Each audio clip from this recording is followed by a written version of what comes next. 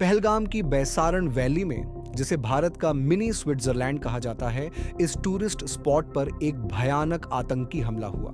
इतना भयानक कि इसने पूरे देश को हिला के रख दिया। अब तक जो जानकारी सामने आई है उसके मुताबिक कम से कम 26 लोगों की जान इस हमले में चली गई। 17 लोग घायल हुए हैं। मरने वाले 26 लोग पुरुष थे। यह ऊंचाई पर स्थित इलाका है जहां पैदल चढ़ाई या खच्चर से ही पहुंचा जा सकता है, इसलिए रेस्क्यू ऑपरेशन के लिए हेलीकॉप्टर का इस्तेमाल करना पड़ा। वहीं स्थानीय लोगों ने घायलों को खच्चरों पर लाद कर नीचे लाया। कम से कम 12 पर्यटकों को पहलगाम अस्पताल में भर्ती कराया गया। डॉक्टरों ने कहा कि अब ये सभी 12 लोग स्थिर स्थिति में हैं। इस आतंकी हमले में लोगों को उनके धर्म के आधार पर निशाना बनाया गया। एक पीड़ित मुस्लिम था, सैयद आदिल हुसैन शाह, जो पहलगाम का ही रहने वाला था और खच्चर चलाता था। एक ईसाई था। बाकी 24 लोग हिंदू थे। वे अलग अलग जगहों से आए पर्यटक, जैसे जयपुर के 32 वर्षीय नीरज उद्धवानी, जो यूएई में काम करते थे। वे छुट्टियों पर घर आए थे।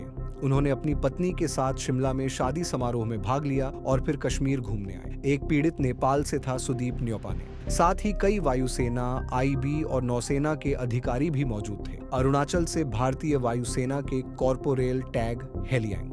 बिहार से अपनी पत्नी और 2 बच्चों के साथ एलटीसी पर घूमने आए इंटेलिजेंस ब्यूरो के सेक्शन ऑफिसर मनीष रंजन। हरियाणा के 26 वर्षीय नेवी लेफ्टिनेंट विनय नारवाल, जिनकी शादी सिर्फ 6 दिन पहले हुई थी। वे हनीमून पर आए थे, एक ऐसा हनीमून जिसके बाद उनकी पत्नी विधवा बन गई। एक वीडियो में वह कहती नजर आईं कि वह अपने पति के साथ भेलपुरी खा रही थी। तभी एक व्यक्ति आया और कहा कि ये मुस्लिम नहीं लगते और गोली मार दी। पुणे की एचआर प्रोफेशनल असावरी ने भी ऐसा ही अनुभव साझा किया। उन्होंने बताया कि जब दूर से फायरिंग देखी तो उनका परिवार एक टेंट में जाकर छुपा, लेकिन आतंकी वहां भी पहुंच गए। उन्होंने उनके पिता से इस्लामी आयतें पढ़ने को कहा। जब वे नहीं पढ़ सके तो उन्हें गोली मार दी।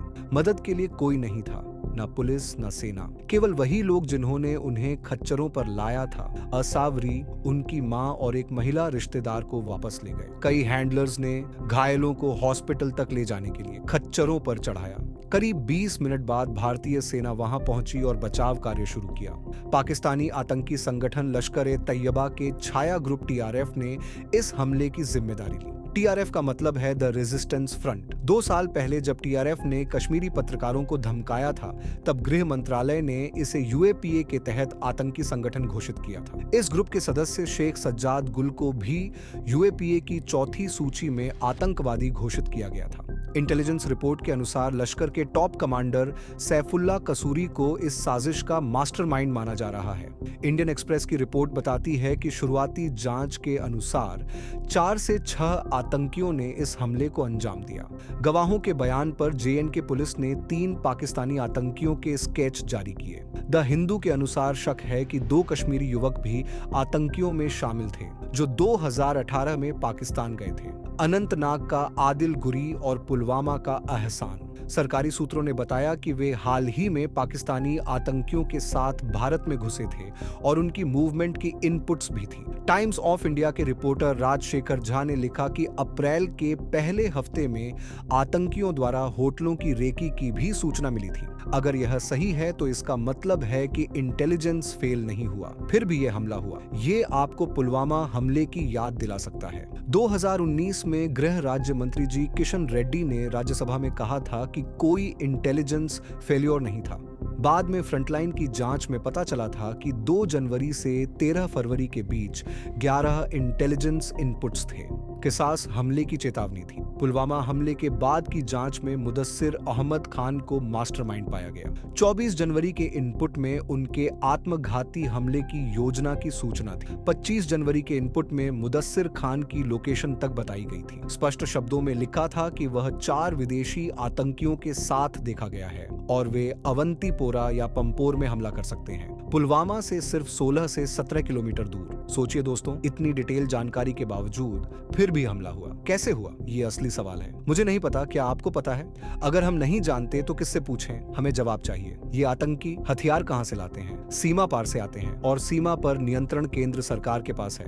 बीएसएफ, सेना सब केंद्र सरकार के अधीन है, फिर भी घुसपैठिए आते हैं। प्रधानमंत्री जी जवाब दीजिए, आपके जिम्मे है। बीएसएफ आपके अधीन है, सेना आपके अधीन है, नौसेना आपके अधीन है, फिर कैसे घुसपैठ होती है? कोई भी समझदार व्यक्ति, यहाँ तक कि बच्चा भी समझ सकता है कि देश की सुरक्षा सरकार की जिम्मेदारी है। तो सवाल उनसे ही पूछना होगा। 2016 में एक रैली में प्रधानमंत्री मोदी ने कहा था कि नोटबंदी से आतंकवाद की कमर टूट गई। तो सवाल है कि फिर आतंकी हमले क्यों नहीं रुके? जम्मू कश्मीर में ही देख लीजिए, 2016 का नगरोटा हमला, 2017 का अमरनाथ यात्रा हमला, 2018 का सुंजवान हमला, 2019 का पुलवामा हमला, 2019 का जम्मू बस स्टैंड धमाका, 2019 का अवंतीपोरा हमला, 2023 का पुंछ राजौरी हमला, 2024 का रियासी हमला और अब 2025 का पहलगाम हमला। एक के बाद एक हमले हो रहे हैं। 2014 से पहले मीडिया सवाल पूछती थी, फिल्में बनती थीं जैसे ए वेडनेसडे, जहां सरकार से सवाल होते थे। सरकार बनाने का मतलब है देश की सुरक्षा करना। पुलिस और खुफिया एजेंसियां इस काम के लिए सक्षम हैं, लेकिन आप कोई कार्रवाई नहीं करते। मैं चाहता हूं कि मेरा बच्चा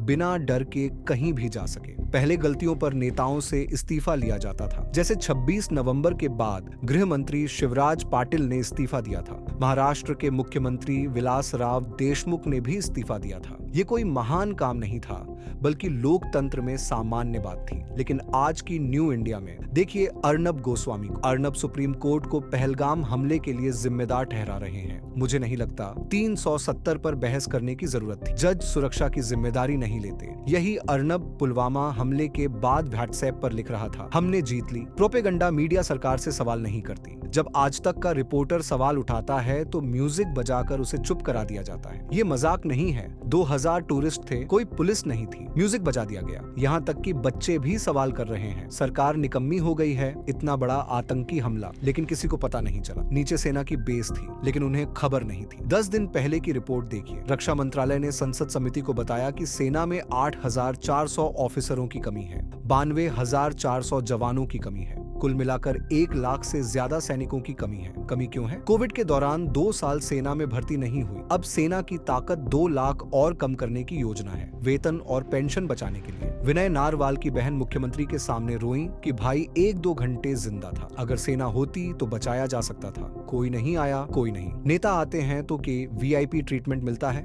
प्रोपेगंडा मीडिया को इसकी फिक्र नहीं। कश्मीरी पंडितों का धरना भी इन्होंने नहीं दिखाया। लेकिन मुकेश अंबानी को 55 सुरक्षा कर्मी और NSG कमांडो मिलते हैं। उनके बेटे की घड़ी 60 करोड़ की। नीता अंबानी का हार 500 करोड़ का। शादी पर 5000 करोड़ खर्च किए, लेकिन सुरक्षा सरकारी पैसे से चाहते हैं। सेलिब्रिटीज को U+ और Z+ सुरक्षा मिलती है। सामान्य नागरिकों को क्या मिलता है? ट्रेन हादसों में मरते हैं, ब्रिज गिरने पर मरते हैं, मैनहोल में गिरते हैं और कभी आतंकी हमलों में। जब बात आम नागरिकों की सुरक्षा की आती है तो सरकार को सिर्फ सैलरी और खर्चों की चिंता सताती है। आम आदमी की जान की कोई कीमत नहीं बची है। हमसे बस वोट चाहिए, टैक्स चाहिए, लेकिन बदले में हमें क्या मिलता है? सिर्फ वादे, बहाने और खोखले भाषण। आज जरूरत है कि हम सब एकजुट होकर सवाल पूछें, जिम्मेदारी तय करें और ये याद दिलाएं कि सरकारें जनता के लिए होती हैं, न कि सिर्फ अमीरों और ताकतवरों के लिए। जो लोग इस हमले में मारे गए वो सिर्फ आंकड़े नहीं हैं। हर एक के पीछे एक अधूरी कहानी है,